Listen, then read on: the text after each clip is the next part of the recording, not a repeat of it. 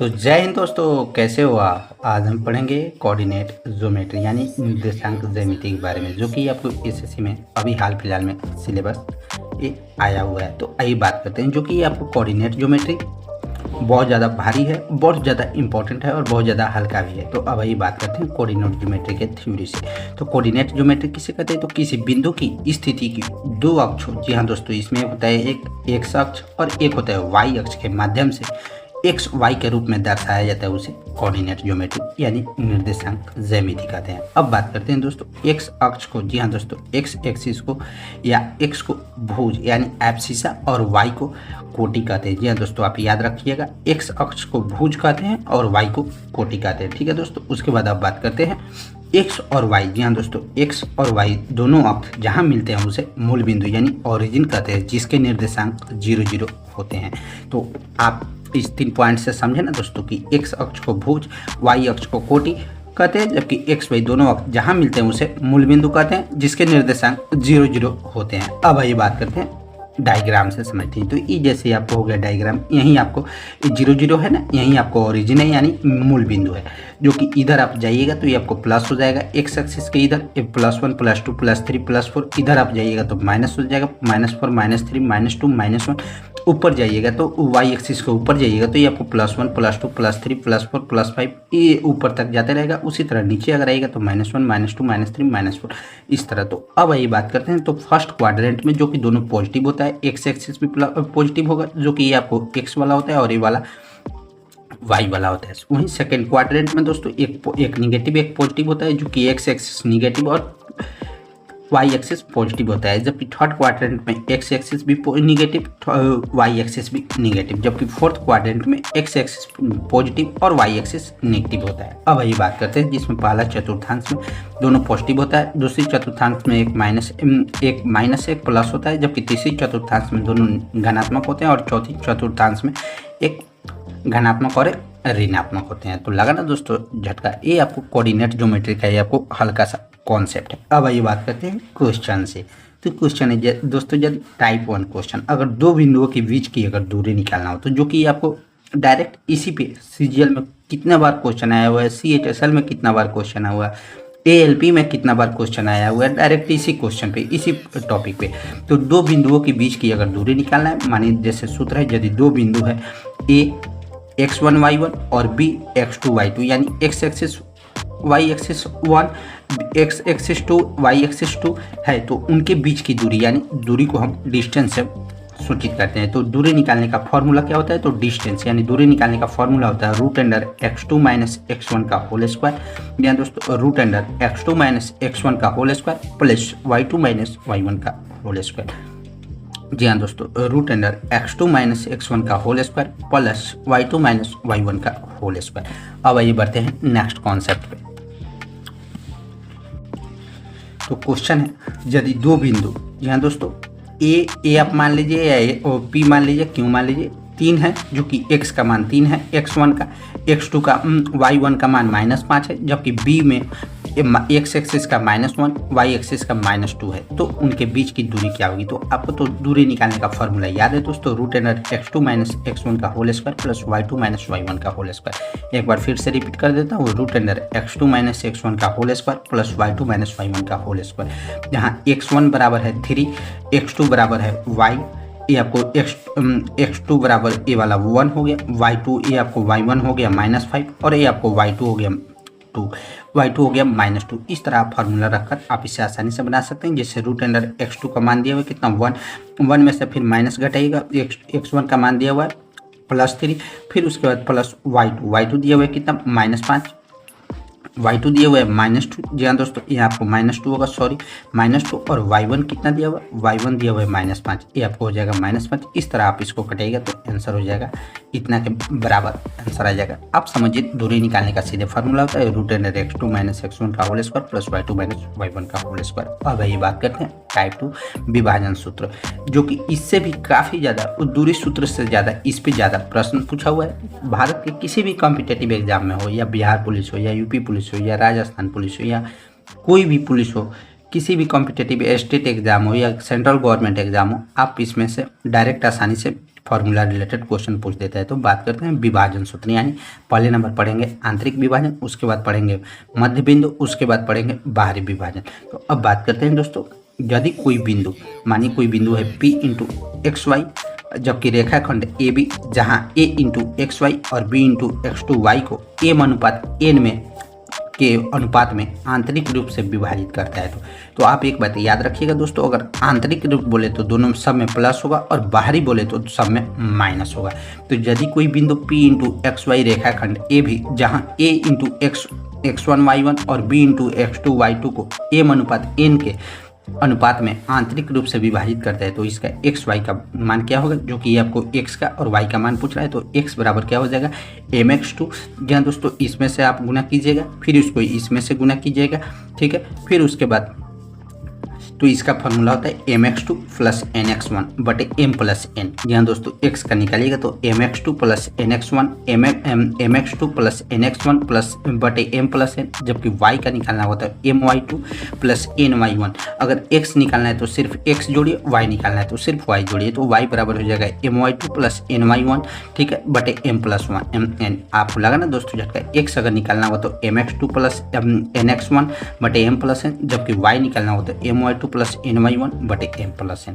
अब ये बात करते हैं क्वेश्चन से। तो क्वेश्चन है दोस्तों, यदि उस बिंदु के निर्देशांक ज्ञात कीजिए जो बिंदु हो 1, 3 और 2, 7 को मिलाने वाले रेखाखंड को 3:4 के अनुपात में आंतरिक रूप से विभाजित करती है। तो ये आपको जैसे हो गया एक 3 दिए हुए बिंदु, तो ये आपको हो गया x एक्सिस x1, ये आपको हो गया y1, और 2 दिए हुए ये आपको हो गया x2 y2, ये आपको साथ ही ये आपको हो गया y2।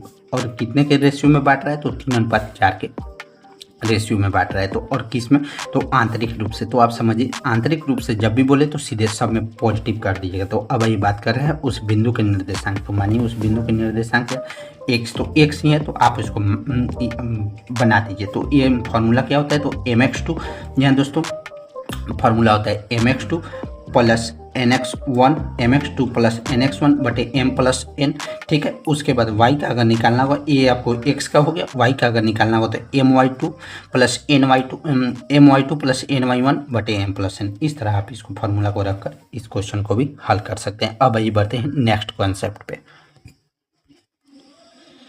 तो अब आइए जैसे बाहरी विभाजन। तो बाहरी विभाजन किसे कहते हैं, तो यदि बिंदु a into x1 y1 b into x2 y2 को मिलाने वाले रेखाखंड को, जी हाँ दोस्तों, कोई बिंदु p इंटू एक्स वाई के m अनुपात n के अनुपात में बाहरी रूप से विभाजित करता है, तो p के निर्देशांक क्या होगा।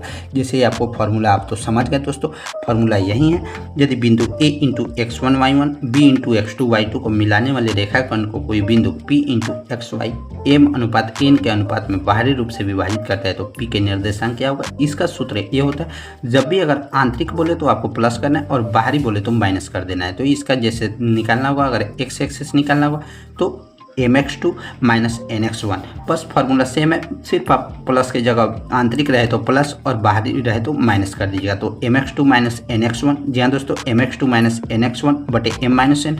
उसी तरह अगर y का निकालना हो तो my2 minus my1 minus my1 बटे m माइनस n। तो लगा ना दोस्तों झटका, जिसमें सीधे आप पहचान सकते हैं, जैसे अगर बाहरी विभाजन हो तो माइनस लगाना है और आंतरिक विभाजन हो तो प्लस लगाना है। अब ये बात करते हैं इस पर एक प्रश्न के बारे में। तो प्रश्न है, उस बिंदुओं के निर्देशांक ज्ञात कीजिए जो बिंदुओं a 1,2 b 4,6 को मिलाने वाला रेखाखंड को 2:1 के अनुपात में विभाजित करता है। तो ये आपको m अनुपात n का मान कितना दे दिया है, 2:1, जबकि ये आपको 1 दिया हुआ है x1, ये आपको दिया हुआ है y1 2, जबकि b में दिया हुआ है आपको 4 दिया हुआ है x1 और 6 दिया हुआ है कितना y2 और ये आपको x2। तो इसका भी फार्मूला आप रखकर बाहरी में है तो सीधे आप माइनस करके इसको भी आप आंसर ला सकते हैं। चलिए इसको हम सॉल्व करते हैं। तो जैसे फार्मूला है mx2 माइनस nx1, ठीक है, उसके बाद बटे m माइनस एन, और अगर y का निकालना होगा तो my2 माइनस ny1 बटे m माइनस एन। तो इस तरह दोस्तों ये आपको हो गया m कितना दिया हुआ है, m दिया हुआ है आपको 2:1 है, तो m 2 हो गया और 1 हो गया n, तो 2 गुने 4 माइनस 1। इस तरह आप इसको फार्मूला को रखकर आसानी से इसको भी आप सोल्व कर सकते हैं। अब यही बात करते हैं, इसी में का बाहरी बिंदु पढ़ लिए, बाहरी विभाजन पढ़ लिए, आंतरिक विभाजन पढ़ लिए। अब यही पढ़ते हैं मध्य बिंदु यानी मिड पॉइंट के बारे में। तो अगर कोई बिंदु किसी रेखा को बिल्कुल 2 बराबर भाग में बांट रहा है तो वह उसे 1:1 के अनुपात में आंतरिक रूप से विभाजित करता है। जी हाँ दोस्तों, मिड पॉइंट का आप कॉन्सेप्ट समझ लीजिए। मिड पॉइंट का कॉन्सेप्ट ये होता है, अगर कोई बिंदु किसी रेखा को बिल्कुल 2 बराबर भाग में बांट रहा है, जैसे ये आपको हो गया मिड पॉइंट, जैसे ये वाला आपको हो गया मिड पॉइंट, ये कोई रेखा है, इसको कोई बिंदु रेखा को 2 बराबर भाग में बांट रहा है, तो इसी को हम मध्य बिंदु यानी मिड पॉइंट कहते हैं, जो कि आपको 1:1 के रेशियो में काटेगा। तो अब ये बात करते हैं, तो मध्य बिंदु का, जैसे अगर कोई बिंदु किसी रेखा को बिल्कुल 2 बराबर भाग में बांट रहा है, तो वह उसे 1:1 के अनुपात में बांट रहा है, तो आंतरिक रूप से विभाजित करता है। तो इसका फार्मूला, इसका सूत्र यही है, यदि दो बिंदु a x1 y1 b x2 y2 है, तो उनके ठीक बीच वाले मध्य बिंदु m xy के निर्देशांक होंगे। जी हाँ दोस्तों, इनके ठीक बीच वाले m xy के निर्देशांक होंगे। यदि दो बिंदु a x1 y1 b x2 y2 है, तो उनके ठीक बीच वाले मध्य बिंदु m xy के निर्देशांक होंगे, जिसमें x का फार्मूला अगर निकालना होगा और y का, तो इसमें आपको औसत कर देना है। तो अगर x निकालना है तो x1 प्लस x2/2 और y निकालना है तो y1 प्लस y2/2। जहाँ दोस्तों x निकालना है तो x1 प्लस x2/2 और y निकालना है तो y1 प्लस y2/2। अब आइए बढ़ते हैं नेक्स्ट कॉन्सेप्ट पे, इसी के फार्मूला के बारे में, सवाल के बारे में। तो सवाल है, यदि बिंदु P -2,8 और Q 6,-4 को मिलाने वाले रेखाखंड के मध्य बिंदु के निर्देशांक क्या होंगे। तो इसमें भी आप पूछ रहा है मध्य बिंदु, तो मिड पॉइंट का आपको तो फॉर्मूला याद है दोस्तों, x बराबर होता है x1 प्लस x2/2 बराबर y का मान निकालना होता है y1 प्लस y2/2। तो इसमें आपको हो गया x1, ये आपको 2 हो गया, ये आपको x2 हो गया, और ये आपको y1 हो गया, और ये आपको y2 हो गया। इस तरह इस फार्मूला को भी आप रखकर आसानी से सॉल्व कर सकते हैं। अब आइए बढ़ते हैं आगे। दोस्तों, अगर आप हमारे चैनल पे नए हैं तो चैनल को लाइक करना ना भूलिएगा। साथ में दोस्तों, अगर आप हमारे चैनल पे नए हैं और तो शेयर भी कर दीजिएगा, और साथ में दोस्तों वीडियो को पूरा देखिए।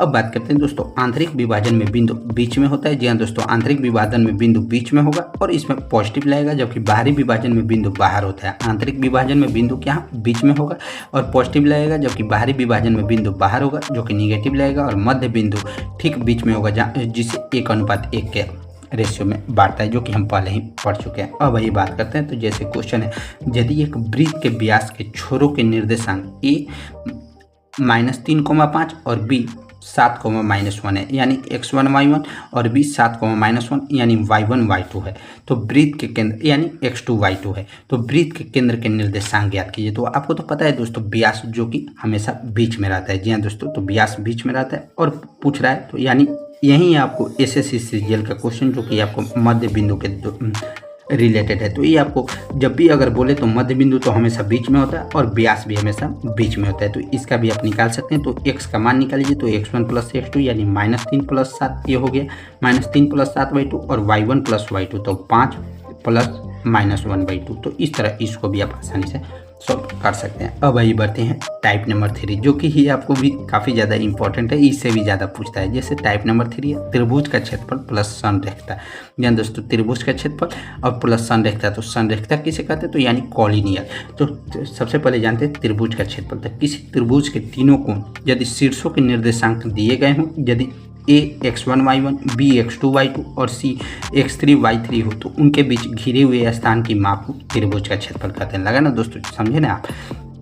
यदि किसी त्रिभुज के तीनों कोण शीर्षों के निर्देशांक दिए गए हों, जिसमें a x1 y1 b x2 y2 और c x3 y3 है, तो उनके बीच घिरे हुए स्थान को माप को त्रिभुज का क्षेत्रफल कहते हैं। जबकि संरेखता किसे कहते हैं, तो संरेखता जब 3 या 3 से अधिक बिंदु एक ही सीधी रेखा पर स्थित होती है, तो उसे संरेख बिंदु कहते हैं। जी हाँ दोस्तों, जब 3 या 3 से अधिक बिंदु एक ही सीधी रेखा पर स्थित होते हैं, तो उसे संरेख बिंदु कहते हैं। और अगर बिंदु a1 x1 y1 b x2 y2 और c x3 y3 है, तो संरेख है, तो उससे बनने वाले त्रिभुज, जी हाँ दोस्तों, अगर संरेख है तो उससे बनने वाले त्रिभुज का क्षेत्रफल क्या हमेशा 0 होता है। जी हाँ दोस्तों, अगर संरेख किसे कहते हैं, तो जब 3 या 3 से अधिक बिंदु एक ही सीधी रेखा पर स्थित होते हैं, तो उसे संरेख बिंदु कहते हैं। और अगर बिंदु a x1 y1 b x2 y2 c x3 y3 है, संरेख है, तो उनसे बनने वाले त्रिभुज का क्षेत्रफल हमेशा 0 होता है। तो अब ये बात करते हैं त्रिभुज का क्षेत्रफल, इसमें कोऑर्डिनेट ज्योमेट्री रिलेटेड कैसे आप याद रखिएगा।